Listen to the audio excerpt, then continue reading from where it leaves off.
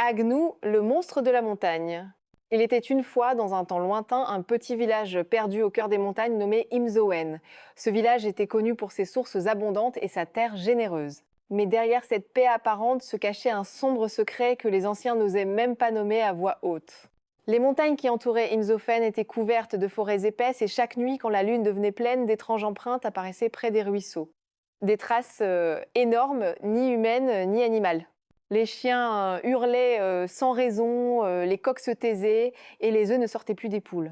Les anciens murmuraient: Agnou est sorti.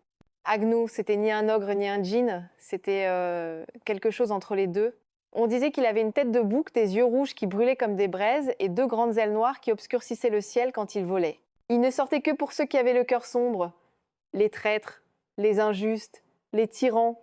Un jour, un riche marchand nommé Sadoun arriva d'une grande ville.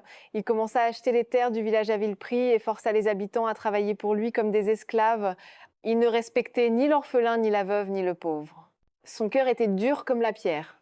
Puis, une nuit, un vent étrange souffla sur le village et un brouillard épais descendit des montagnes. Les témoins rares racontèrent que la maison de Sadoun tremblait, des cris résonnaient et un rire terrifiant descendait du ciel.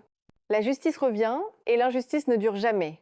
Au matin, plus de Sadoun, disparu. À la place de sa maison, les villageois ne trouvèrent qu'un tas de cendres, des empreintes de sabots brûlés et une phrase gravée dans la pierre. Agnou est passé par ici. Depuis ce jour, la paix revint à Imzoufen, et les anciens dirent à leurs enfants: Ne fais de mal à personne. Agnou voit tout, et il ne vient que pour ceux qui n'ont ni foi ni cœur.